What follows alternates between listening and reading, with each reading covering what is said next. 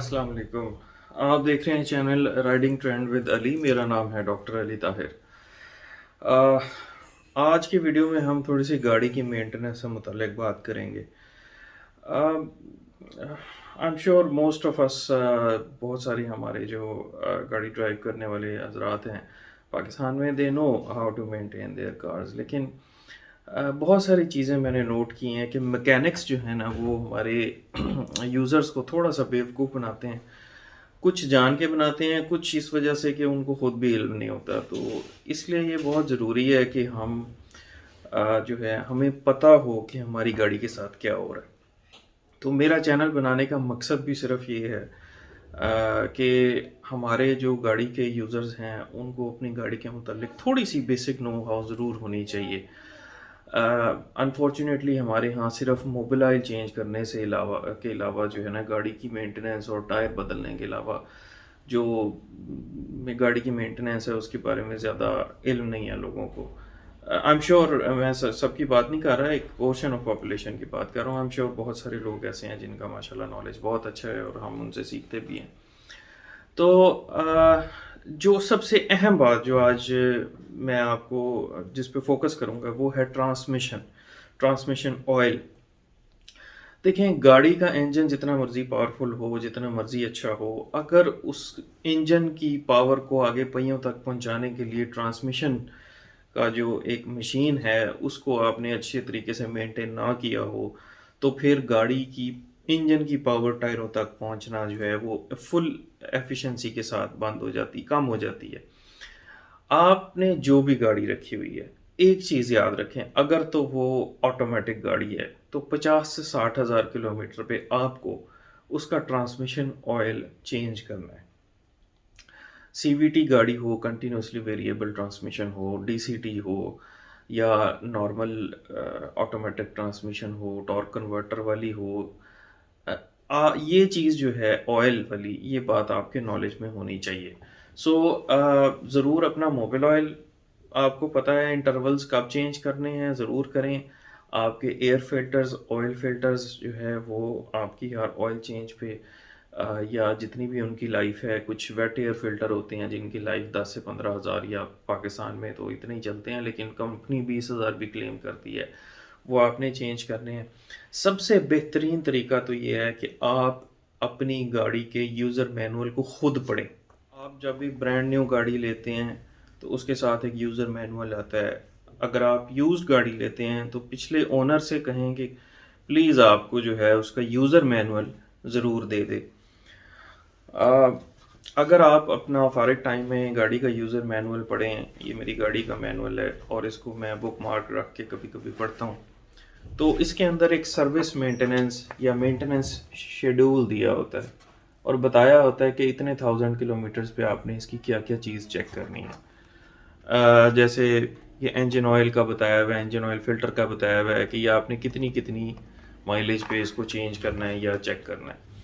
तो इससे आपको बहुत सारी गाइडलाइन मिल जाती है और फिर जब आप गाड़ी अपनी मेंटेनेंस करवाने जाते हैं वर्कशॉप, तो बिल्कुल गाड़ी के पास खड़े होके ज़रूर देखा करें कि आपकी गाड़ी के साथ क्या हो रहा है।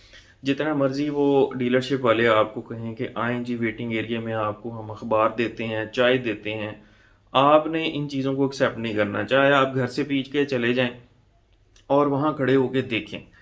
कई दफ़ा उनसे मिस्टेक होती है। मिस्टेक हो जाए तो उनसे लड़ना मकसद नहीं है, सिर्फ़ आपके नॉलेज में होना चाहिए कि फ़लाने मैकेनिक से अगर ये चीज़ टूट गई है तो अब वो उसको रिप्लेस कर रहा है या उसको एल्फ़ी जोड़ के लगा रहा है। तो आपकी नॉलेज में होना चाहिए कि आपकी गाड़ी के साथ क्या हो रहा है। दूसरा, कई दफ़ा क्योंकि मैंने यूज़र मैनुअल पढ़ा होता है और गाड़ी फ़र्ज़ करें मेरी थी 30,000 चली हुई थी, तो मैंने उनसे पूछा, ये मेरा मैं ट्रक रखा हुआ है, कभी आपको दिखाऊँगा अगली किसी वीडियो में। तो मैंने उन्हें कहा कि इसकी नीचे से ग्रीसिंग होनी है, जो कि 20,000 पे शायद होनी थी या मुझे अभी याद नहीं है। तो उन्होंने कहा जी बिल्कुल होती है। मैंने कहा कर दें। अब टूल्स थे उनके पास, ग्रीसिंग पंप भी था, उनको पता भी था कहाँ से करनी है, लेकिन सिर्फ मेरे नोटिफाई करवाने पे उन्होंने कर दिया। ये है कि बड़ी रेस्पेक्टफुली और हम्बली आपने इंजीनियर बनने की कोशिश नहीं करनी, लेकिन एक ओनर के होते हुए ये आपका राइट है कि आप उनसे दो चार क्वेश्चंस कर सकते हैं। और आप उनसे पूछें कि जी मेरी गाड़ी पे आपने ये चीज़ें की हैं कि नहीं की जो इसमें शेड्यूल के मुताबिक लिखी हुई थी। समटाइम्स ये जो मैनुअल हैं ये यूरोपियन या उस एटमॉस्फेयर के लिए बने होते हैं जो पाकिस्तान से बहुत डिफरेंट हैं। तो इसको हम 100% फॉलो नहीं कर सकते। जैसे कि मेरी गाड़ी में उन्होंने लिखा हुआ है कि आप मोबिल ऑयल 20,000 किलोमीटर पे चेंज करें। पाकिस्तान में रहते हुए हम सबको पता है कि जितनी डस्ट हमारा जो इंजन है वो इनहेल करता है, और जितने मर्जी अच्छे एयर फिल्टर्स हम लगा दें लेकिन डस्ट पार्टिकल्स उसको उसमें से गुजर जाते हैं। ये पॉसिबल नहीं है कि पाकिस्तान में आप कोई भी मोबिल ऑयल जो है चाहे जितना मर्जी महंगा है, लिक्विड मोली का हाईएस्ट ग्रेड भी है या जितना फुली सिंथेटिक भी है, तो आप उसे 20,000 नहीं चला सकते। इसलिए कुछ चीज़ें हमें पाकिस्तान के माहौल के हिसाब से अपनी डीलरशिप से डिस्कस करके जैसे डीलरशिप रिकमेंड करती है उन्हीं को फॉलो करना चाहिए। लेकिन बहरहाल मेरी नज़र में आपको सर्विस बे में खड़े होके, ये मेरी रिकमेंडेशन है, आगे आपकी मर्जी है, गाड़ी को देखना चाहिए कि आपकी गाड़ी में क्या क्या चीज़ें की जा रही हैं। आज हम ट्रांसमिशन पे फोकस करेंगे। ट्रांसमिशन ऑयल्स को अपने को आप काइंडली जो भी आपकी कंपनी ने रिकमेंड किया है, लेकिन यूजुअली ये 50 से 60,000 किलोमीटर होता है, इसको आप ज़रूर चेंज करवाएं। हमारे यहाँ पाकिस्तान में उस वक्त तक काम नहीं किया जाता जब तक उसमें कोई प्रॉब्लम ना आ जाए। अब ट्रांसमिशन का जब प्रॉब्लम आ जाएगा तब आप जितने मर्जी ऑयल चेंज कराते हैं, फिर वो प्रॉब्लम जाने वाला नहीं है, फिर आपको बहुत बड़ा बिल पड़ेगा। होंडा सिविक में ये काफ़ी कंप्लेंट आई है जो इस वक्त जनरेशन 10 चल रही है।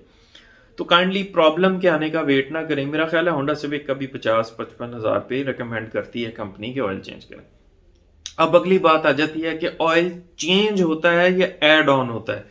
एक चीज़ याद रखें कि जो टॉर्क कन्वर्टर वाली ऑटोमेटिक ट्रांसमिशंस हैं, इनके अंदर जब हम नीचे पैन से ट्रांसमिशन ऑयल निकालते हैं तो सारा ऑयल बाहर नहीं आता। कोई 4 से 5 किलोमीटर, सॉरी किलोमीटर कह रहा हूँ, पार्डन मी, मेरी गाड़ी के केस में 4 से 5 लीटर, लेकिन तकरीबन आपकी जो भी गाड़ी है उसकी जो टोटल ऑयल कैपेसिटी है उसका तकरीबन आधा ऑयल जो है वो टॉर्क कन्वर्टर में रह जाता है। तो हम जो इसको बदलते हैं ये बेसिकली हम क्या कर रहे होते हैं कि हम आधा ऑयल निकाल के आधा नया ऑयल डाल रहे होते हैं। उससे ये है कि जो पुराना ऑयल है उसमें बेहतरी आ जाती है, उसकी विस्कोसिटी में बेहतरी आ जाती है। कंप्लीट ऑयल चेंज भी होती है लेकिन वो अक्सर कंपनीज नहीं करती और ना ही वो रिकमेंड करती हैं। उसे हम ट्रांसमिशन फ्लश कहते हैं। उसमें कि पूरी की पूरी ट्रांसमिशन का ऑयल निकाला जाता है और पूरी की पूरी नया डाला जाता है, लेकिन वो एक बड़ा कॉम्प्लिकेटेड और लंबा प्रोसेस है और कंपनीज रिकमेंड भी नहीं करती। बेसिकली कंपनीज यही कहती हैं आपकी जो कार कंपनी है कि बस आप पैन में से निकालें और नया ऐड ऑन कर दें हर 40-50 हज़ार किलोमीटर के बाद। जितना निकला है उतना ऐड ऑन हो जाता है उससे।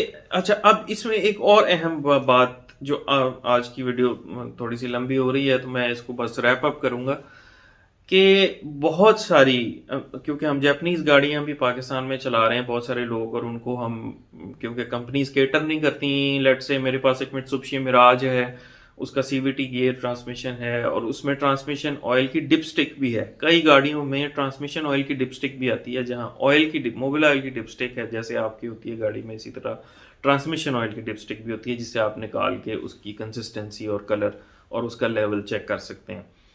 यूजुअली यूनिवर्सल रूल ये है कि इसका कलर जो है डार्क ब्राउन नहीं होना चाहिए। अगर डार्क ब्राउन है तो समझ लें कि आपकी ट्रांसमिशन अब ख़राब, यानी उससे कहना चाहिए कि wear and tear of your transmission जो है वो स्टार्ट हो चुकी हुई है। ये ट्रांसपेरेंट या पिंकिश कलर का होना चाहिए। अगर ब्लैक है तो फिर तो इन्ना लिल्लाह पढ़ लें।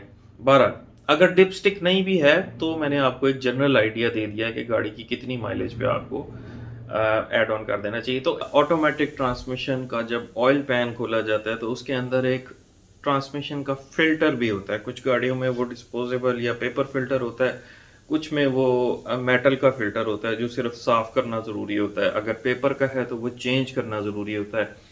इस चीज़ का भी ख्याल रखें कि आपका फ़िल्टर जो है उसकी सफाई कर दी गई है या उसको चेंज कर दिया गया है। बहुत सारी गाड़ियों में ट्रांसमिशन ऑयल चेंज करने के बाद कंप्यूटर लगा के गाड़ी के सॉफ्टवेयर के थ्रू उसकी TCM वैल्यू होती है। TCM कहते हैं transmission control module, TCM।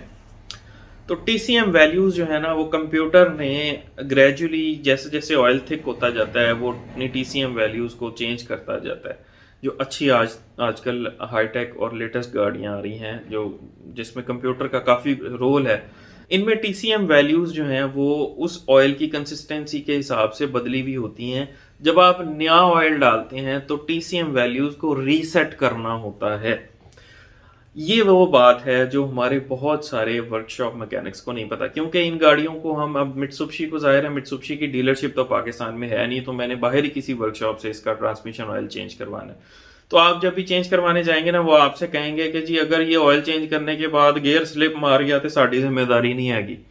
So basically उनका ये एक्सपीरियंस हुआ होता है कि वो अक्सर लोगों का ऑयल चेंज करते हैं तो उसके बाद उनकी क्योंकि टीसीएम वैल्यूज़ रीसेट नहीं की गई होती कंप्यूटर से, तो ट्रांसमिशन के अंदर जो सोलेनॉइड्स हैं वो ज़्यादा खुले हुए होते हैं पुराने ऑयल के हिसाब से, और वो ऑयल जो है उसकी लीकेज स्टार्ट हो जाती है या फिर गियर उसका स्लिप जो है वो स्लिप करना शुरू हो जाता है। अगर आपके पास टोयोटा या होंडा या सुजुकी या किया या हुंडई या ये गाड़ियां जो पाकिस्तान में से आफ्टर सेल सर्विस देती हैं, ये गाड़ियां हैं और आपने ट्रांसमिशन ऑयल चेंज कराना है तो प्लीज़ बाहर के मैकेनिक के पास ना जाएं, क्योंकि उसके पास उसका सॉफ्टवेयर नहीं होगा और वो उसकी टीसीएम वैल्यूज़ को रीसेट नहीं करेगा और उसके बाद आपको गियर ऑयल चेंज करने के बाद प्रॉब्लम होगी।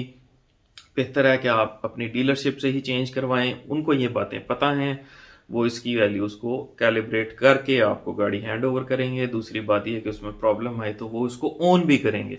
तो आप पैसे ना कंपेयर किया करें, क्योंकि ये छोटी छोटी बातें हैं जो इंसान को नहीं पता होती हैं और आप पैसे बचाने के चक्कर में डीलरशिप को अवॉइड करते हैं, बाहर जाते से मैकेनिक से काम कराते हैं। आप समझते हैं जी ऑयल पैन में से ऑयल निकाल के नया तेल ही डालना है, इसके लिए ये डीलरशिप वाले इतने पैसे ले रहे हैं। तो वो डीलरशिप वाले बेसिकली अपनी ट्रेनिंग के, अपने उस सॉफ्टवेयर के और अपने इस नॉलेज के पैसे ले रहे होते हैं कि उन्होंने इसके बाद कंप्यूटर से इसको रीसेट क्या करना है। कंप्यूटर से मुझे एक और बात याद आई कि कंप्यूटर लगा के बहुत सारे अवाम को लूटा जाता है।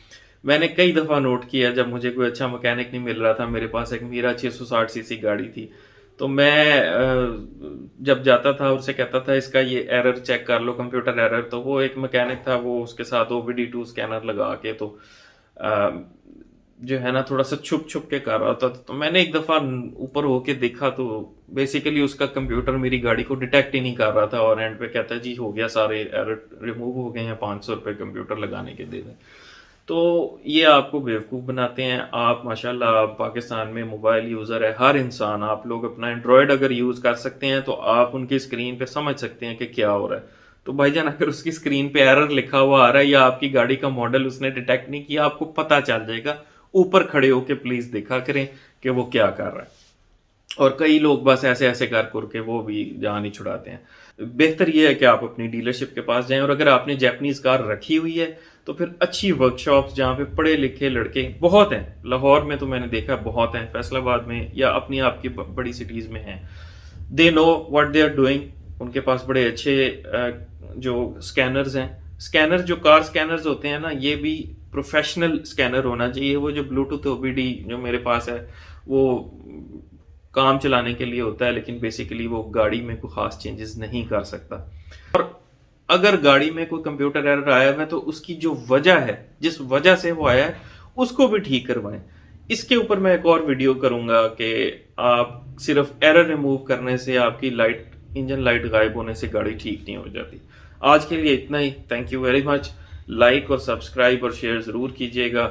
मेरी कोशिश है कि हम अपने भाइयों को जितना नॉलेज मैं शेयर कर सकूँ करता रहूँ। Thank you. अल्लाह हाफ़िज़।